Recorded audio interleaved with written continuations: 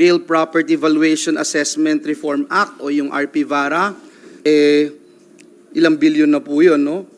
Again, other than that, I am also looking at the timing because of what we really are focusing on right now. You know, I think it will help us understand all the more ano ba talaga yung pinaglalabanan dito sa West Philippine Sea. Unfortunately, and I would say this with all humility, Let's start. Good afternoon, everyone. Welcome to our kapihan/tanghalian sa Senado. wow! And this is brought to us by PROS, headed by Glenda Olid. And we are glad that finally na-invite na ho natin siya dito sa ating kapihan. This is his first time na mag-guest. Let us all welcome the very energetic Majority Floor Leader, Joel Villanueva. Hi, sir. Good afternoon. Magandang hapon po sa inyong lahat. Isang karangalan ang sa kauna-unahang pagkakataon ay maimbita sa kapihan sa Senado. At muli, mapagpalang hapon po sa inyong lahat. Let's get to work. Sige po. Sir, bago kami magtanong ng mga maiinit na issue tulad sa West Philippine Sea, 2 weeks from now, magre-resume na ho yung session. Ano po yung magiging priority ng Senate? Considering na almost 1 month lang yung inyong session at mag-a-adjourn si Gina. So ano po yung inyong priorities at mga target na ma-approve? True, no? At syempre, medyo maliit yung time, yung window to pass as much as we can, especially our priority measures. We are looking at least siguro at least mga 10 bills na ready for President's signature before the SONA, no? So that it will become a law. Ilan po dyan ay nasa BICAM na, kagaya ng Philippine Maritime Zones Act, Real Property Valuation Assessment Reform Act o yung RPVARA. Nandyan na rin po sa BICAM itong Anti-Agricultural Economic Sabotage Act. Nandyan din po yung Self-Reliant Defense Posture Revitalization Act.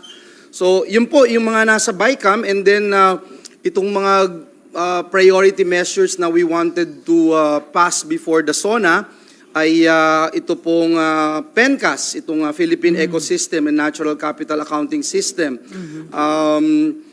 Ayan po pala, sorry, yan po ay adopted na pala ng HOR, sorry, adopted na yan ng HOR. Adopted na rin po yung Negros Island region. Tapos nais naming ipasa itong AFASA, yung Anti-Financial Accounts Scamming Act, yung napakahalagang New Government Procurement Act na nasa period of interpellations pa rin. Yung AFASA naman ho, nasa period of amendments na po tayo. Yung pong Blue Economy Act, at tingin namin kaya naming maipasa po yan. And then of course, yung binanggit natin kahapon with our friends from the Senate media, yung kahalagahan ng Enterprise-Based Education and Training Framework Act. Ito po ay mismong pinakiusap sa atin ng ating Pangulo na maipasa ho natin sa lalong madaling panahon. And he asked both Congress to look into it and prioritize the passage of this particular measure. So yun po, tingin ko yung I already mentioned, I think 10 or 11 na nakikita po natin na magiging ready for President's signature before the SONA. Sir, how about the mandatory ROTC bill? Kasi na-promise yata ito ni Senate President Zubiri na bibigyan ng priority once na mag-resume na yung session. Yes, we will definitely. Yung mga minention ko kanina, I feel na very confident about it that we'll be able to pass it. Now, there are some issues na may mabigat pa ng mga debate, kagaya ng ROTC, kagaya ng Reform sa MUP pension, sir? yung pong waste to energy Okay. bill. So yan po, itatackle din po yan, but I would say best effort to act on it, whether it will pass or not. Kasi may mga reservations. No? I myself have reservations doon sa ROTC, but we are more than willing to listen and objectively look at the measure on how it could help our country, our people, especially our young generation. So sir, right now ba, very slim pa yung chance na ma-approve dito sa Senate yung mandatory ROTC bill? I cannot decide for the Senate.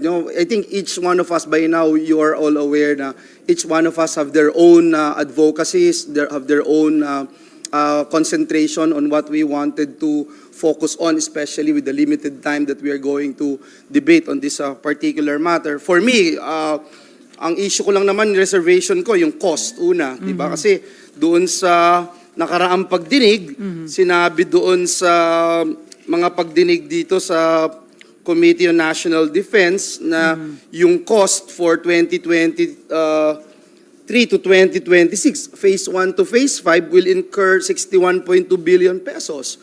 And the AFP would be needing 9,584 AFP personnel na at least ang cost din ho niyan ay billion-billion din.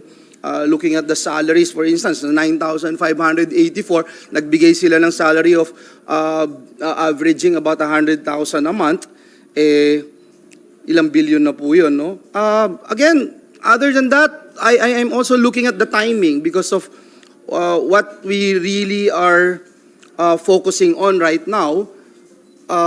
You look at the Pulse Asia latest survey, our country grapples with more pressing issues that demand immediate attention. And according to that particular survey, sinasabi doon yung top 3 main concern of our kababayans ay yung una, controlling inflation, yung presyo ng bilihin. Pangalawa, yung pong pagtaas ng sweldo o increasing pay of workers. At yung pangatlo, pagsupil doon sa graft and corruption sa ating pamahalaan dahil naiintindihan ng taong bayan kung gaano kalaki yung epekto nito sa kanilang pang-araw-araw na buhay kung patuloy na mamamayagpag itong mga kalokohan sa pamahalaan. Pero sir, yung bang umiinit na tension sa West Philippine Sea, hindi ito factor para ma-pressure na kayo na ipasa itong mandatory ROTC bill? Una yung word na pressure, I don't think Senate will ever be pressured by anyone or any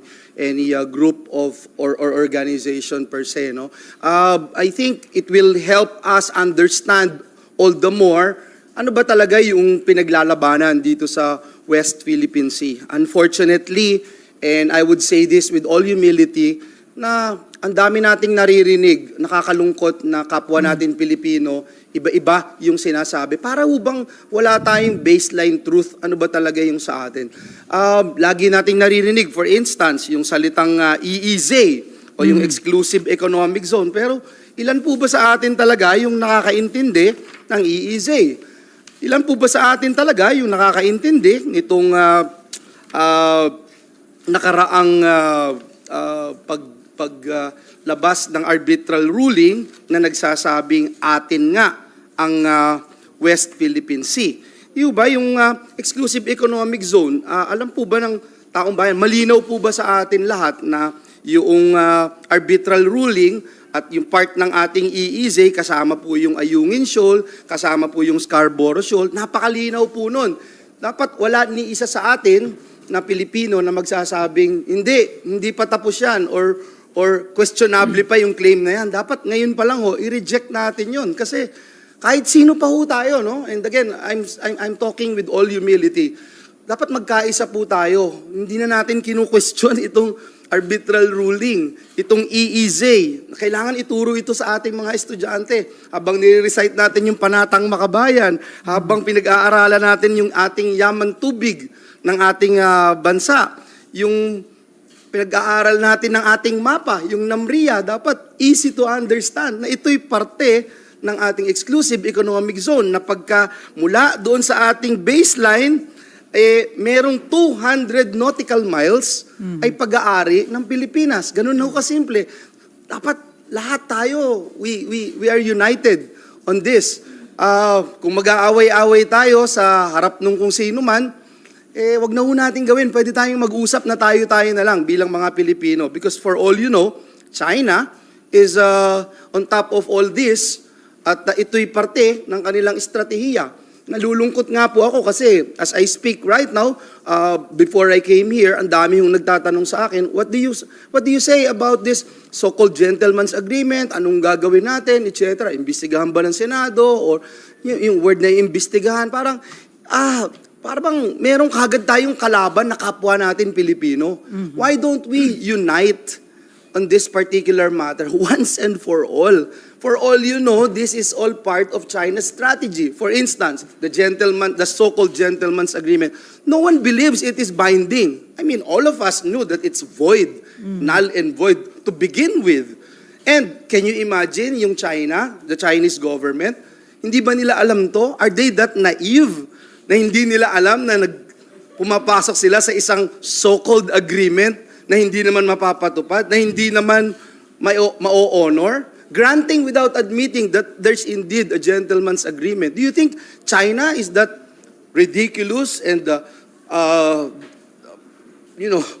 I'm sorry to say this because somehow they're playing dumb na kunyari, i-implement ito. Alam naman nila hindi may implement ito. There is no shred of document that states that this is actually implementable. This is actually something that they can hold on to. Diba? Ilagay niyo yung sarili niyo sa kanila. But why are they doing this? And after so long, ilalabas nila ito. Bakit? Because clearly, they want us na mag-away-away, they want us na ma-divide tayo, they want us na mag-iba-iba ang ating posisyon. And it should not be the case, mga kapwa ko kababayan, mga kapwa ko legislators, mga kapwa ko parte ng ating gobyerno, ng ating pamahalaan. So again, I'm begging and appealing to all concerned stakeholders. Let us put our acts together and be Filipinos for one time lang. Kahit magkaisa po tayo dahil dambuhala itong kalaban natin. May common denominator po tayo. Ito hindi laban ng ating soberanya at teritoryo. Ito'y laban na ng ating bansang minamahal na Pilipinas. So sir, na-mention nyo nga na bakit hindi tayo united pagdating dito sa issue ng West Philippine Sea. At bilang example, itong si Davao Representative Pantaleon Alvarez is urging the Armed Forces of the Philippines to withdraw its support kay President Bongbong Marcos, saying na makatutulong daw po yon para ma-attain yung peace and stability in the country. Would you like to comment on that, sir? I didn't actually hear anything about it. I just heard in the news that they were talking about parang filing of cases, etc., whether sedition, etc. Ako ho, in my own personal point of view, hindi mo mapafailan ng sedition ang isang tao kung yung definition ng sedition kasi may public uprising, tumultuous uprising. So wala naman. So hindi mo ma-filean yun, no, ng sedition. But doon naman sa inciting to sedition, baka doon merong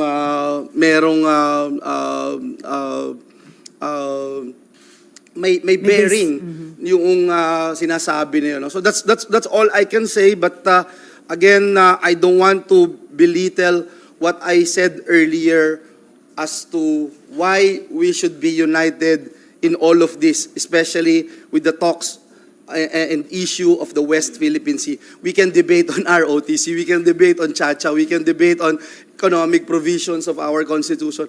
But when it comes to West Philippine Sea, come on, let's all be united. Anyone who would claim na hindi pasok sa ating teritoryo o hindi natin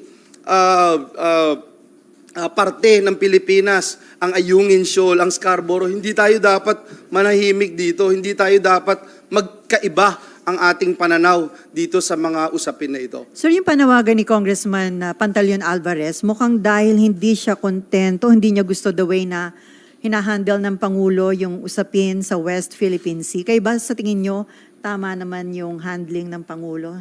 I agree in perhaps most, if not all, of the moves of our president.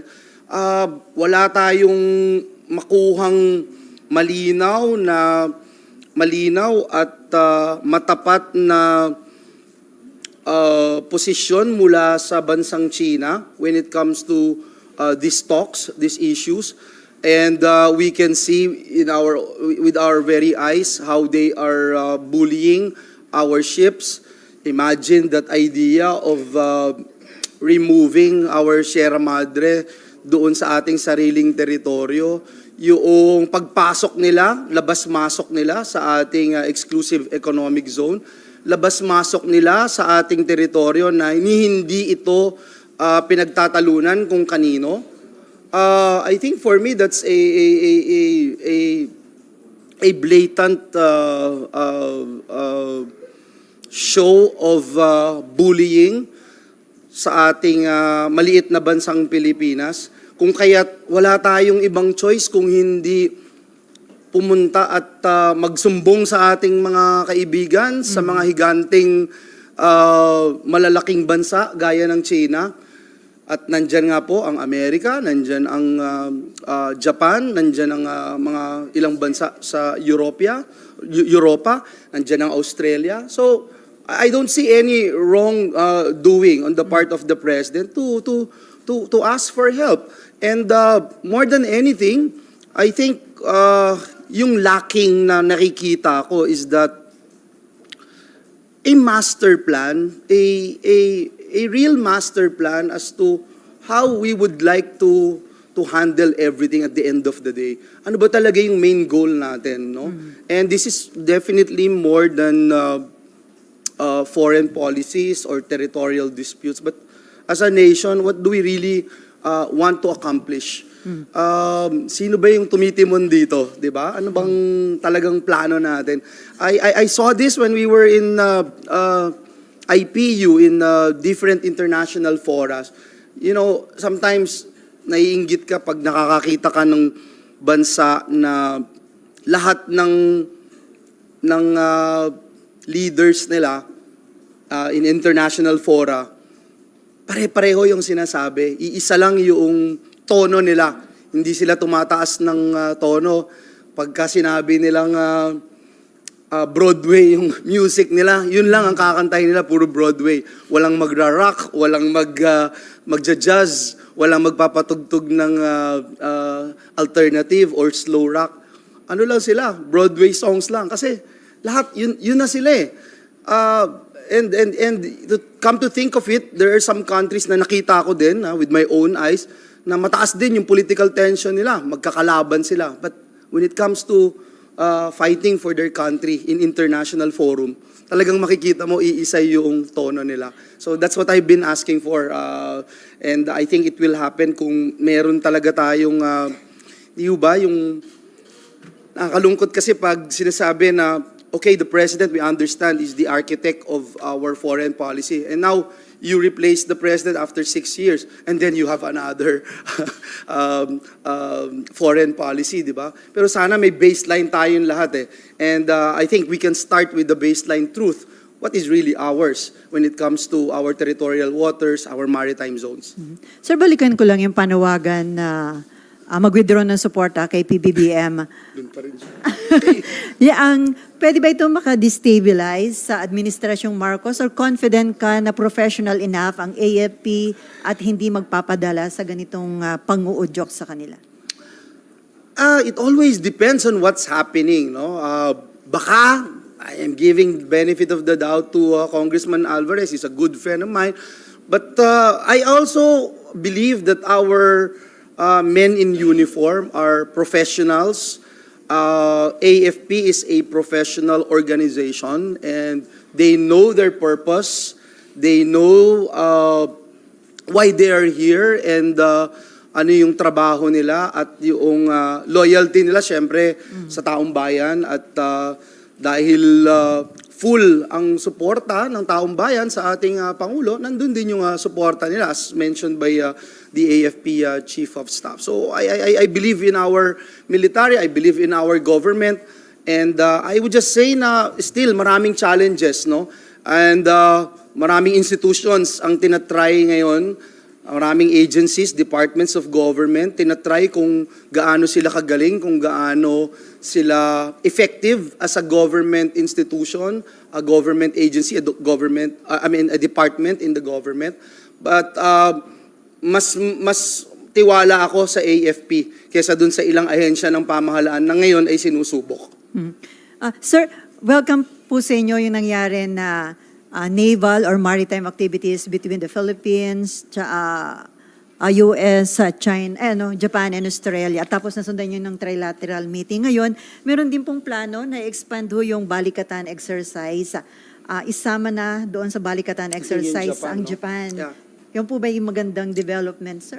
I believe so. I believe so. I agree. And yes, I am in full support on that particular initiative as provided in the joint statement of the defense chiefs ng Pilipinas, ng Japan, US, and Australia. Yung inilabas po nilang joint statement, nakalagay po doon that the joint naval and air drills will strengthen the interoperability of our defense doctrines. It will strengthen our tactics, techniques, and procedures. I think the maritime cooperative activity also hina-highlight nito yung enduring partnership ng mga bansa gaya ng Japan, Australia at Estados Unidos. Sir, kailangan ba ng treaty kapag isinama na sa balikatan exercise ang Japan or no need? I don't think yung meron pa lang yung reciprocal access na pending na sa atin yun, no? Ayun, ninenegotiate pa and then it will go to the Senate. Remember, I mentioned that before during that time when Kishida came here, the Prime Minister, and he even asked for it na kung po pwede na. So, nag-start na sila. It's just that the ball is still in the hands of DFA, if I'm not mistaken. Okay.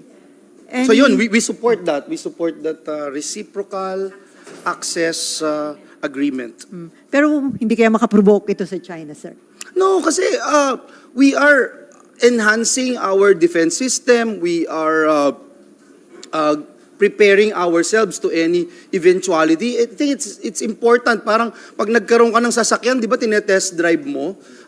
Kung meron kang bahay na naglagay ka ng security features, tinetest mo yung security features sa loob ng bahay mo to make sure na it works.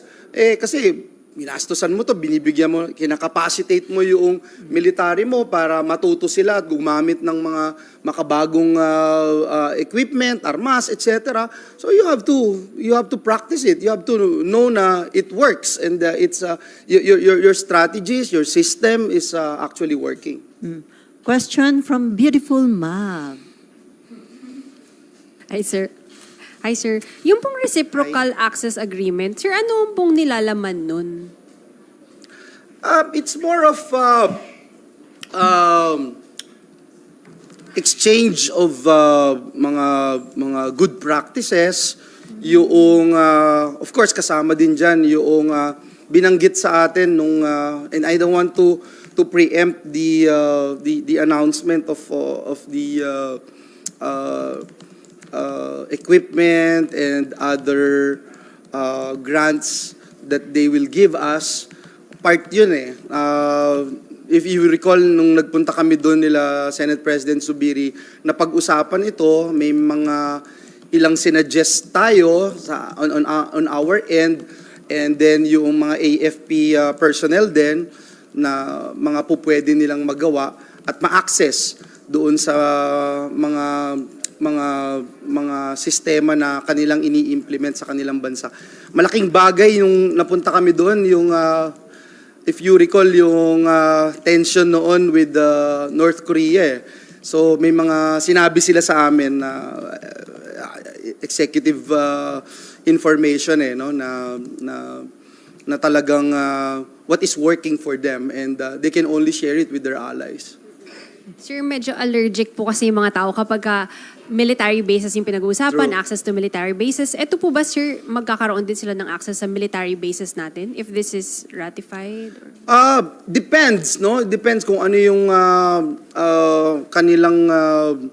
kanilang minimithi, what's there for them to gain, no, dito sa reciprocal access. But it's more of strengthening their allies in the Southeast region, no? And we are all aware na meron tayong agreement sa kanila when it comes to yung pareho tayo ng pananaw sa pagrespeto ng international law at itong nangyayari ngayon sa nagirian sa West Philippine Sea, hindi man ito nangyayari sa Pilipinas, nangyayari man ito sa karatig bansa na kapareho natin ng pananaw, we also support these countries, no, na may pareho tayong posisyon.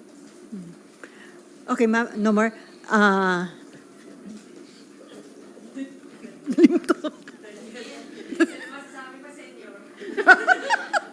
Simplicia. Daniel. Sir, good morning. Sir, Hi, sir. sinabi niyo na nga gusto niyo gusto niyo magkaisa na lang doon sa usapin ng West Philippine Sea. Sorry. Gusto niyo, sir, Magkaisa. di ba magkaisa na lang? Kaisa. Pero sir, meron kasing resolution si Senator Risa Hontiveros, pero doon sa gentleman's agreement, paano pong aaktuhan ng Senado pagbalik po niyo sa session? We'll definitely talk about it, no? It's a valid concern by Senator Risa, but there are also issues with other senators na, ayun nga, ako, ang appeal ko talaga is look into this, no? If you wanna do executive session, okay lang din sa akin. Ayokong pangunahan yung ating mga kasamahan dito sa Senado. Saan ba i-refer itong committee na ito? Ito ba ay foreign relations because it talks about foreign policy, but it also talks about territorial disputes, etc. So ito ba ay part ng national defense, etc. So these are things that we wanted to talk about once we come back here, and yun yung hiling natin sa ating mga kasamahan and through our Senate President to have a caucus on this particular issue, one of the issues that we wanted to tackle. And of course, yung binanggit natin kanina, yung mga priority measures, kasi medyo, I think, a month or 5 weeks lang, yung less than 5 weeks yung natitira sa atin before SONA. So, if you're talking about 5 or 6 landmark legislations, medyo mabigat po yun, no?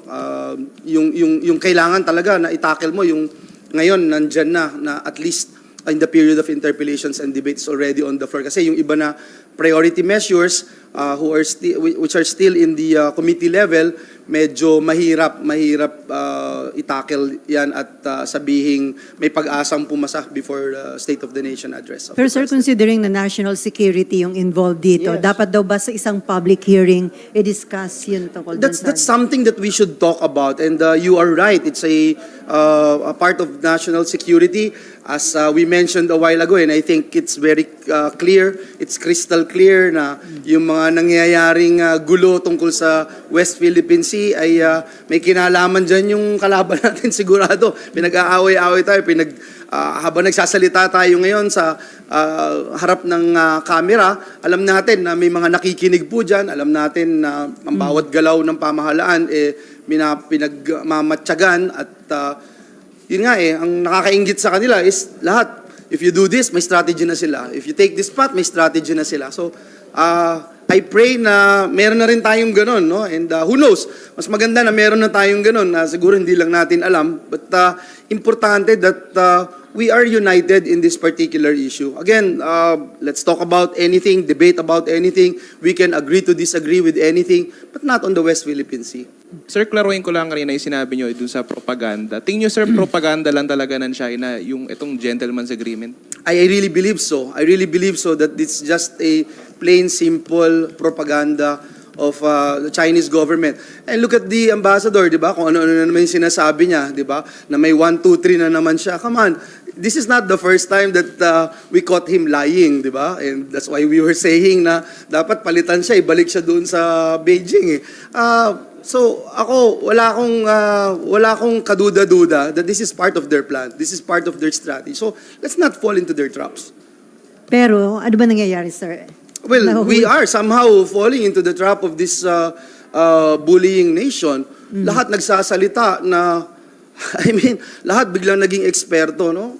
Pakiusap ko lang, konting yuko lang at minsan hindi natin talaga alam lahat eh. We can learn from each other. We have a pool of experts we can tap and I'm sure they are in a much better position to give their views and advise us on what we can do. Importante lang na isa lang yung pinaghuhugutan natin lahat. Yung exclusive economic zones, atin yan. Yung 200 nautical miles mula sa baseline na island natin, atin yan. There's no question about it. Ang Ayungin Shoal ay atin, Scarborough Shoal ay atin. Ang West Philippine Sea ay atin. In-encourage ko kayong lahat. Kung gusto nyo magsuot ng t-shirt ng West Philippine Sea, why not? Pero Sir Demirfak, na hindi natin kayang tapatan yung mighty, nung puwersa ng China. So, dependent lang talaga tayo sa pakikipag-alyansa sa US, Japan, But you know, when we Australia. see each other united in this particular issue, walang oposisyon, walang majority, walang iba-ibang kulay, kundi kayo manggi lahat. Diba? We feel good about it. And despite the fact na maliit tayo at higante, dambuhala yung bumabangga sa atin, meron tayong pinaghuhugutan lakas at inspirasyon na alam natin na hindi tayo pasusupil at hindi tayo paapak kanino man sapagkat alam natin na tayo'y Pilipino. And bonus na yung meron tayong mga kakampi na pareho yung pananaw, bonus na meron tayong mga kakampi na ipagtatanggol din yung ating karapatan bilang isang mamamayan, bilang isang bansa. Si Nimpa may tanong. Nimpa, yung tungkol dun sa... Sir, yung reciprocal access agreement with Japan, may promise na, may commitment na napipirmahan within the year. So has it been discussed with you by the President po? Klaro ba ito na ipararatify sa Senate? It was O discussed executive? during the visit of Prime Minister Kishida. And I'm sorry, I don't have much information about it. But general lang yung na-discuss sa amin. And then the embassy and then the Department of Foreign Affairs committed to us na they will get back to us. Siguro we'll call them later after this and ask for updates and then we'll get back to you. Pero sir, sa inyo ho ba, dapat itong ituring na treaty na ipararatify sa inyo o sasapat ito na executive agreement? Yeah, it is. It will become a treaty and has to go through the Senate and should be ratified, no, for it to take effect. Again, naalala ko lang kasi yung gentleman's agreement, di ba? I mean, parang if you are on the other side of the fence, di ba? Will you actually agree with it, di ba? Na walang kahit na ano, hindi binding, wala kang pinanghahawakan na kahit na ano. And yet, sasabihin mo, dapat i-implement and i-require mo ang ating bansa. It's just a laughable matter on the part of this bullying country. So sir, sinabi na ho ng Malacanang sa inyo o relayed na sa inyo na ito ay ituturing na treaty that will be ratified by the Senate?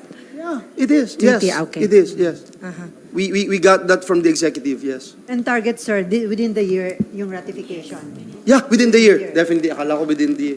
Hopefully, before we take another break before SONA, kasi again, the ball is not in our hands. Nasa executive. Opo. We'll get back to you. No, I'll make sure that I'll get some updates from the Department of Foreign Affairs later. And hopefully, yeah, we will be able to. There's a hearing afterwards. May 1 o'clock hearing ang Foreign Relations. We can also ask also Senator Amy if Committee. she has updates on that particular matter. At mukhang, sir, isa rin yan sa mga napag-usapan dun sa summit between US, Yeah. Japan, and Philippines. Definitely. For Katatapos sure. nilang For talaga. sure, napag-usapan. Sir, kasi yung... Yeah, meron daw statement ng DFA that it's very close to completion.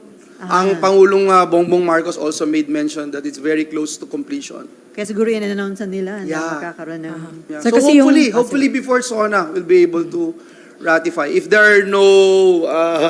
kasi mahirap din i-commit na mararatify kaagad. No? We haven't seen Yes, the exact document that will be ratified by the Senate. Pero in principle, we already agree to it. In principle, we have talked about it with some senators. If not all of the senators, we're aware that we are going to tackle it soon.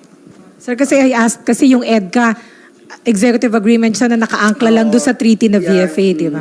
Yes, agree. Yes, sir. And sir, yung sa resolution ni Senator Risa Ontiveros na humihingi na investigahan ng Senate yung secret deal or gentleman's agreement, sir, nabanggit ninyo tama ho ba na itatakal ninyo ito sa executive session o sa caucus? Caucus muna, ma'am. Caucus muna. Sir, bakit? Kasi yung ibang resolution naman, dinediretso na yung referral sa isang committee.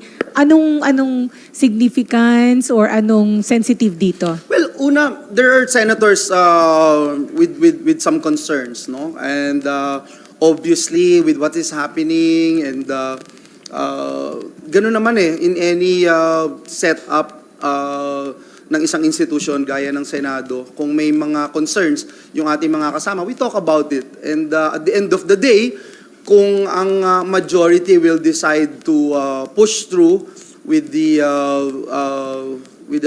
public hearing, then we will push through with the public hearing. And I think everyone knows that at the end of the day, it's the decision of the majority of the members of the Senate. Okay na? So ano yung concerns? Ha? Ano yung concerns dito? Aside from national security siguro, o may iba pa? Well, there are a lot of concerns. One for instance, one would say it's not binding. It's something that we should not even look into because let's show the world that no such thing actually ever happened because it's not binding to begin with. So that's one issue. Another issue perhaps would be in the light of what's happening right now, parang is this the most urgent concern that we have to put our attention to? Thank you, sir. Thank you. Okay, teka. Si muna, Raymond, and then si Marlon, and then si Malu. Buhay ka, Marlon. Alauna na pala. Isa lang, sir. O, Sir, tiga. dapat Ano bang lang? ipatawag si ex-President Duterte? That will be part of our caucus, ma'am. That will be part of our caucus. Ayoko yung gamitin lang yung ipapatawag. Parang let's give some respect to the former president, di ba? Let's invite him if he wants to. But if that's the case, no, if that's the path that we will be taking. Importante sa akin talaga na ngayon pa lang, let us remind the bullying nation na there's no such thing. It's null and void to begin with. And most importantly, pasabi natin sa kanila, alam natin na strategy nila ito. Kasi, I mean, again, if you're in their shoes, would you actually believe that this is implementable?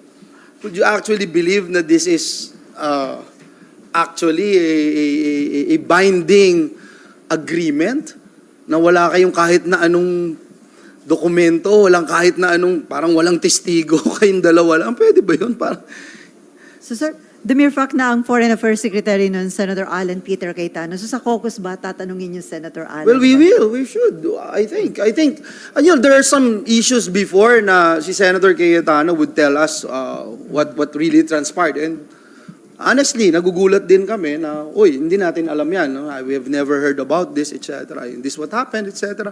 It helps na may kasama tayo na dating major player ng foreign policies natin. Pero initially, may na-share na siya sa inyo. Ngayon, wala pa po tungkol dun sa so-called, again, Gentleman's. so-called agreement. Opo. Okay, Raymond. West Philippine Sea pa rin, sir. Paano yung, anong dating sa inyo dahil tama din naman yung call nyo for a unified stand. Ang problema, as we observe, some members of the Senate are parroting the propaganda of the bully. Paano ang magiging dating no na parang ngayon pa lang nagbibilang Sino na yun? kami rito. Some of your colleagues are saying the same propaganda na binabanggit nyo coming from China. Ano ba to? And that's why I am humbly appealing to whoever they are that you're talking to, whether it's my colleague here in the Senate, a legislator, kung sino man, influencer man, dating parte ng pamahalaan, sino man yung nagsasalita na pause muna, pause for a while and just think about how we can all be united. May common denominator tayo. We're all Filipinos. May common denominator tayo. I think no one would ever question yung ating exclusive economic zone.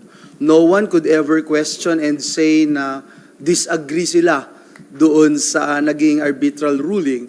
So we can go from there and siguro mas magandang kung magsasalita tayo na salungat doon sa ating national policy on this particular issue.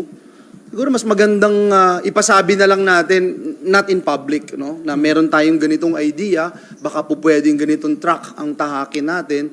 And again, I don't believe na kulang tayo sa pool of experts in addressing this particular issue. Importante magawa natin lahat ng kaya nating gawin. Alam natin na this is very challenging. Alam natin na malaki yung kalaban natin. But you have to choose your side. You have to choose your side. Kahit sino pa po tayo. Tayo ba'y Pilipino, maka-Pilipino, o maka-ibang bansa? Sir, no, dahil may kanya-kanyang agenda, kaya hindi unified yung stand on this issue. Whether may kanya-kanyang agenda, may kanya-kanyang... Alam mo yun, minsan may gusto kang patamaan na isang individual siguro na ayaw mo yung sinabi. Diba? Parang minsan ganun yung nangyayari eh. And you can see all these players not just on one side. Minsan nga sa isang kampo, pareho sila, dalawa sila, magkaiba yung sinasabi, isang kampo lang, di ba? And you know that's happening. So that's my appeal. Important lang na magkaisa tayo. Yung taong bayan, i-engage natin. Simple information, what exclusive economic zone means. And we can all agree on that na ito, sa atin talaga ito. Yung Ayungin at Scarborough, there's no question about it. Atin ito. West Philippine Sea ito. Okay, Marlon, okay ka na? Ay, what happened? Lagi naman ako okay, ate. May medical cabinet ako. lahat ng solusyon, kape daw eh. May Sir, kapatid, yung... sir? Madyo, yung final lang po na reso ni Sen. Risa, do you think the investigation should also include all supposed verbal agreements that the former president had with China? Kasi may 2019 na privilege speech si Senator Tol. It's regarding naman yung fishing activity sa Scarborough. So, eto Ayungin naman and BRP Sierra Madre. Magkaiba. Yeah, again, una, banggitin ko ulit na we'll tackle this in our all members caucus. Number two, if we are to decide na magkaroon ng public hearing, siguro kailangan ding i-decide una kung public hearing ba or executive session, no? And then kung magkakaroon nga ng ganun, magkaroon man ng ganun o hindi, I think it's important yung sinasabi mo eh. Kasi for us to make the right decisions, kailangan meron tayong matrix kung ano na yung mga previous decisions natin, everything that has to do with West Philippine Sea, everything that has to do with China. Tingnan natin kasi it's a holistic approach. Kailangan makita natin yun, no? And binabanggit nga natin, and hindi tayo dapat ma-misinterpret ng ating mga kaibigan na negosyanteng Chinoy and even Chinese business people na nandito ngayon sa ating bansa. Hindi natin sila itinataboy, hindi natin sila pinipigil. At bagkos sinusuportahan natin na mag-grow at mag-flourish yung kanilang negosyo dito sa Pilipinas. That's very important as well. So kailangan talaga balance din po, no? Importante lang mapaabot din natin na ito yung nangyayari, ito yung totoong nangyayari because of the mga fake news, mga propaganda na nangyayari. Sabi nyo nga po, no, kayo na rin nagsabi, hindi lang sa social media, hindi lang bloggers left and right, even politicians, even those who have influence and power in governing this nation, kasama sa mga na-ooperate, whether knowingly or wittingly or unwittingly, nagiging part sila. No? So, sa akin, importante yung master plan. And kanina, binabanggit ko, Marlon, I think you were not here kanina when I made mention about it na walang, yung bang nakukulangan ako na timon ng pamahalaan na magsasabi, I'm not talking about just one person, no? Na ito talaga yung strategy natin. Ito talaga yung gusto nating mangyari. And it's not just talks about foreign policy or territorial disputes of the Philippines, pero ano yung end game? Ano yung gusto nating talagang mangyari? Ang end game ba is maprotektahan lang ang Ayungin at Scarborough? Paano pag dun sa kabila pumunta? Paano kung na-anticipate na ba lahat ng senaryo? Yung mga bansang kasama natin, biglang iwan tayo at nakipag-compromise dun sa kabila. What's gonna happen? How do we react?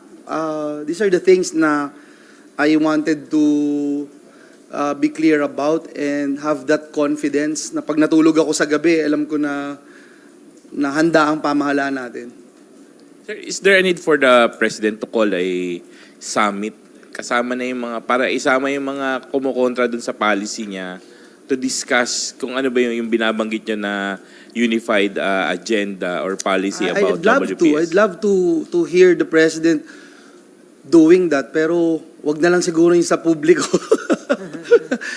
Alam mo, every time I speak and look at the cameras, naglalaro na sa isip mo, no? Every time you talk about strategies and things you wanted to do, yung mga pagdidesisyonan natin when it comes to our defending our territorial maritime, lagi mo naiisip na may nakikinig, merong nag-report kagad dun sa kabila kung ano yung ginagawa, di ba? And easily, ang dali-dali pumasok dito sa mundo ng decision-making ng ating pamahalaan. So, kailangan we have to be more circumspect and careful about it. Okay. O dahil may hearing na pupuntahan si Madjo, two last issue siguro. Sir, dun sa Chacha, eager pa ba yung Senate na ipasa yung RBH 6 or medyo nawala na kayo ng gana considering yung result ng survey na nagsasabing 88% ng mga respondents are against doon sa proposed economic change. And at the same time, naka-ready na ba yung rules to approve, sa pag-approve ho ng ano? Sige, unahin ko yung rules. Ready na po tayo. Ang Committee on Rules is ready to adopt new Senate rules for charter change proposals. Number 2, doon sa survey, it's a major concern. 88% of our bosses have already spoken and klaro yung kanilang sentimiento tungkol sa pagpapalit ng ating konstitusyon. Lalong-lalo na, klaro na hindi nga totoong people's initiative yung ating narinig, no, itong mga nakaraang buwan. But I think it's important to note that hindi nasasayang yung mga committee hearings, yung mga pagdinig na nangyayari dito sa bulwagang ito. I think it should continue dahil marami tayong matututunan dyan. And just recently, natutunan natin yung report ng UP Economic Society ba? UP Econ? UP Econ, yung kanilang nilabas na pag-aaral na 10% improvement in our equity restriction of foreigners would only translate to 4.1 to 4.3% increase in the foreign direct investments. So sa kada 10% na increase, improvement, 4.1 to 4.3% lang. Ito yung restriction ng mga foreigners, no? Pero, similarly, 10% din na improvement in our ease of doing business will translate to 15.1 to 15.8% increase in the foreign direct investment. So again, this means that if we want to attract foreign investors, yung improving of ease of doing business is more viable, clearly more important if we want to generate more investments compared to fixing our foreign ownership limitation. So yun, nakita natin, klaro, no? And this would continue to, these hearings, public hearings, would continue to give us more information, will be more knowledgeable. It will enhance our knowledge on foreign equity restrictions, constitutional change and nation building. So I think hindi naman dapat pigilin ito. But siguro yung sabihin na ipasa na ito, etc., ganun-ganun. Hindi yung ganun kadali, no? At nakikita natin na importante yung support ng taong bayan, importante din na na-educate natin ang taong bayan. And that's what we will continue to do here in the Senate. Sir, kapag dumating na yung botohan, ano ba yung magiging boto mo dito sa RBL? Well, right now, I'm not convinced Right now. I have to say that. And I think I'm very vocal about it. And with all these figures and data that we have, it's a concern. It's a concern. But I'm open. If you wanted to convince me, then tell me.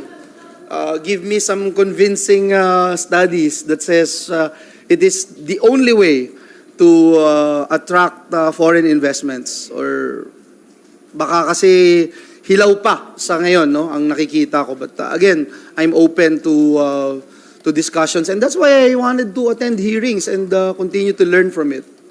Before Marlon, sir, pwede ko mo nang may share sa amin yung nilalaman ng committee report tungkol doon sa rules?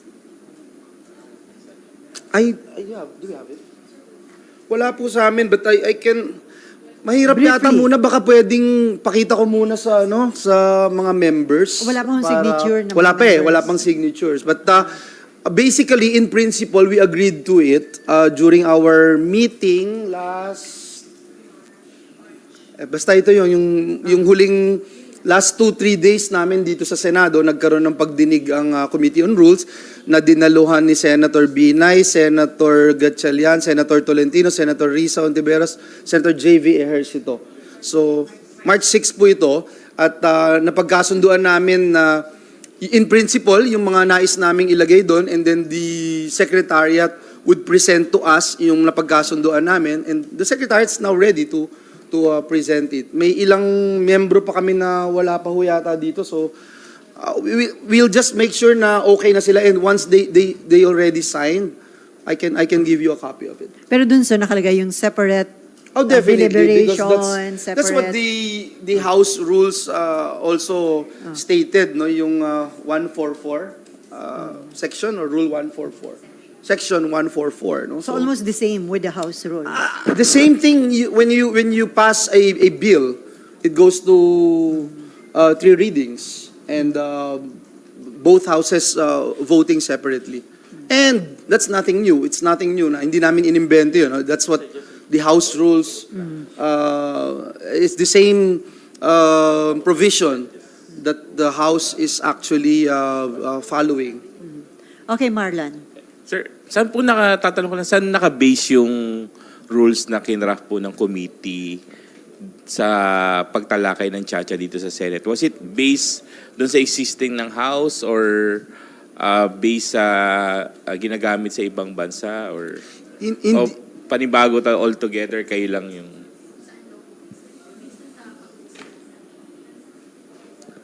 No, I think his question is the basis of the Yung committee Yung- ongoing, Yes. the ongoing committee hearings. Based on ano yan, on the remember this is definitely based on the rules of the Senate. Committee on Constitutional Amendments, ginawang subcommittee, nag-create ng subcommittee headed by Senator Sani Angara, and nagko-conduct sila ng hearings, and once they present it to the plenary, our Senate rules, kailangan mauna muna yung Senate rules. na meron in proposing constitutional amendments. So yun yung basis, that's why we had a hearing in the Committee on Rules to make sure that we have the rules. Because when it all started, wala pang rules ang Senado, hindi pa kasi nangyari itong ganitong sitwasyon na kung saan babaguhin ang ating konstitusyon through Constituent Assembly. But yung content, sir, was it something similar to Definitely the similar. existing? Yeah, Okay. definitely similar.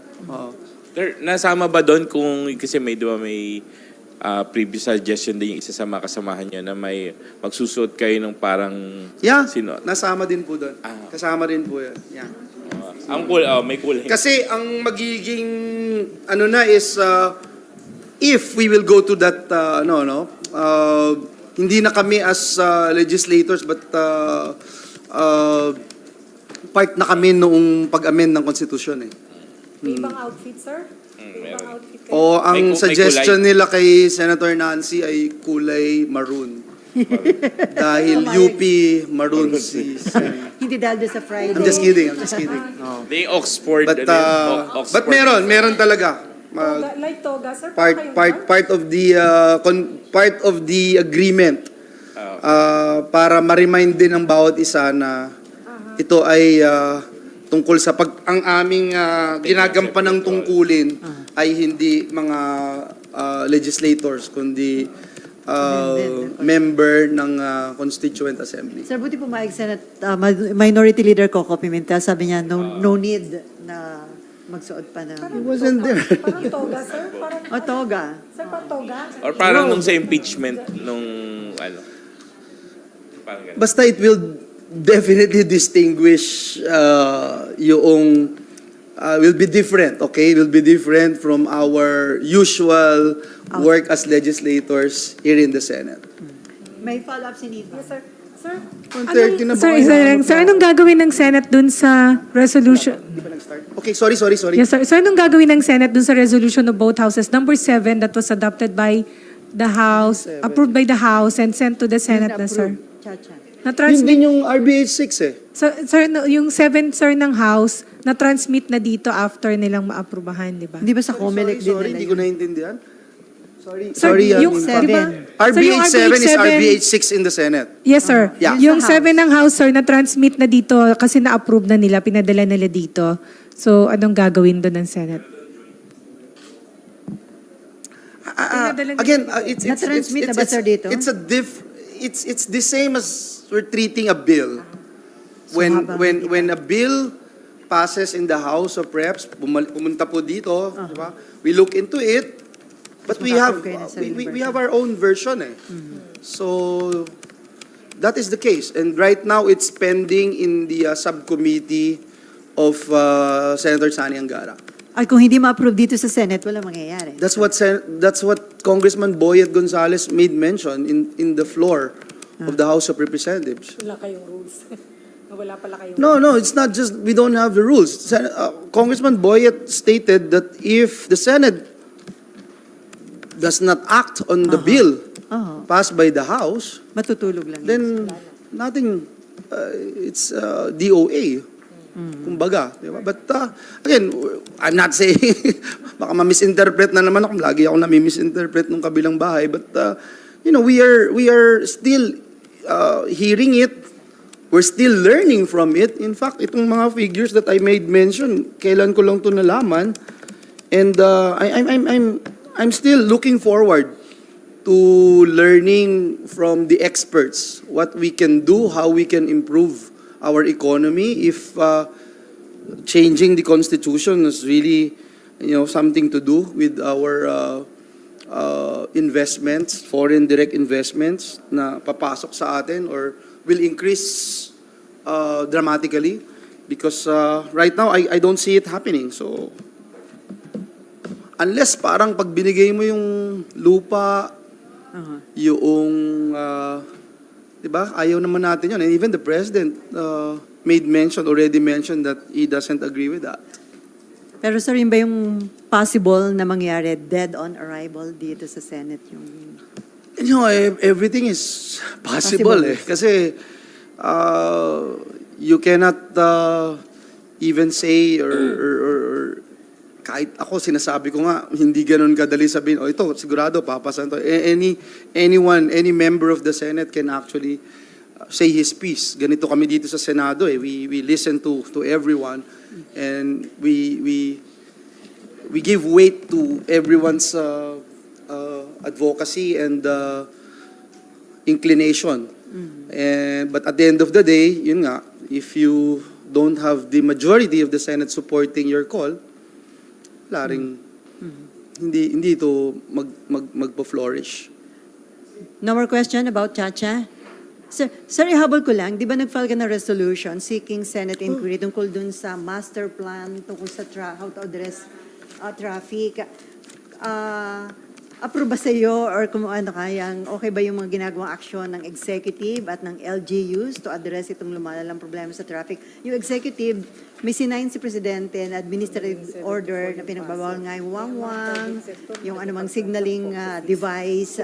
Tapos yung LGUs naman, sir, yung Metro Manila Council, ano sila, magkakaroon ng adjusted hours, work hours.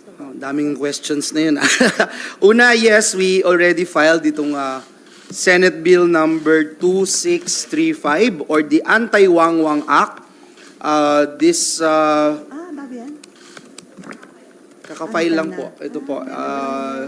This seeks to prohibit the use of beacons, sirens, and other emergency lights and audio accessories for moving vehicles except for the AFP, NBI, PNP, Bureau of Corrections, Bureau of Jail Management and Penology, and other law enforcement agencies. So yung violators will be fined from 1,000 to 5,000 pesos with the possibility of the suspension of their driver's license for a period of 1 year. And yung binanggit natin nung isang araw sa ating mga kaibigan sa media na yung manufacturers, distributors, importers, retailers, and sellers who engage in unauthorized sale of these accessories shall receive a fine of 50,000 but not more than 100,000 for every sale. So ito yung final po natin. Doon naman sa tanong about... Pero sir, final niyo yan dahil dun sa administrative order ni Presidente? in line with the administrative order of the President na inagrihan naman po natin, di ba?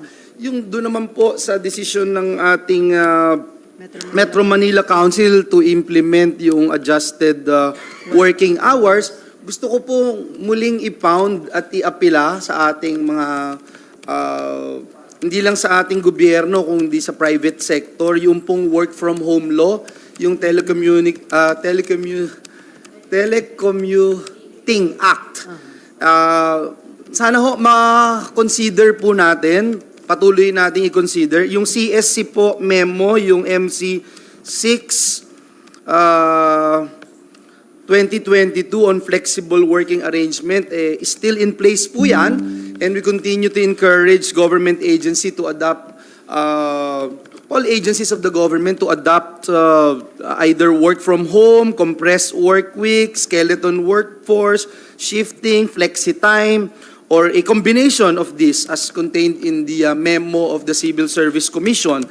Yung employers po natin sa private sector, encourage po natin ay adopt itong telecommuting as provided in Telecommuting Act na principally sponsored po natin. I-remind ko lang po kasi yung IBM company achieved a 40 to 60% decrease in real estate costs per site after they began telecommuting program, no, in the 90s. And this translated to $35 million in savings in just 1 year.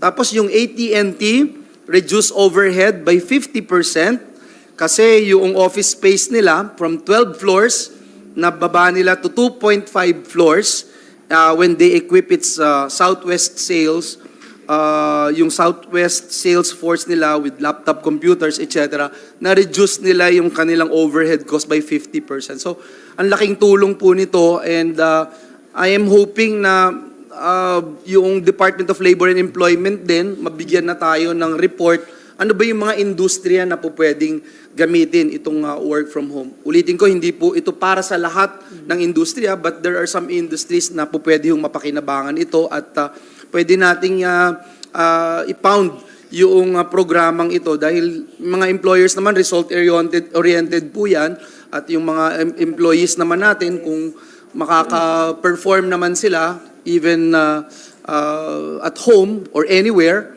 malaking bagay din po sa kanila ito. Sir, yung adjusted working hours ng Metro Manila Council, tingin nyo may itutulong ba yun to address problems sa traffic? Yung 1 hour kasi parang I don't see I don't Sabi see nga, Senator any. Amy, dapat daw may study Parang para sa akin pa rin yung compressed work week, yung flexi time, itong work from home, yun ang dapat pagtuunan ng pansin kasi global concern na itong nangyayari and you can see how other countries are addressing this particular problem by promoting work from home. Importante din na patuloy nating palakasin yung ating wifi, patuloy nating palakasin yung pagbibigay serbisyo ng ating mga telecom companies. So sir, kami magwo-work from home na rin. Pwede naman. Bakit hindi? Di ba? I mean, Lalo na, ang init pa ng panahon ngayon, sir, di ba? I don't see, I don't see why not especially on your field, di ba? Possible naman, sir. Kaya, di ba? Bakit parang takot kayong magsalita?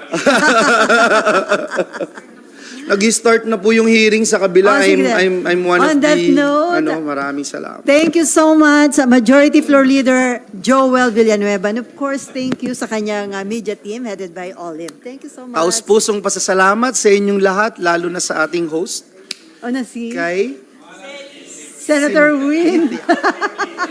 Simplicia. Sir, ganda mo yung pronounce. Dapat Espanyol. Simplicia. Thank you very much. Thank you, sir.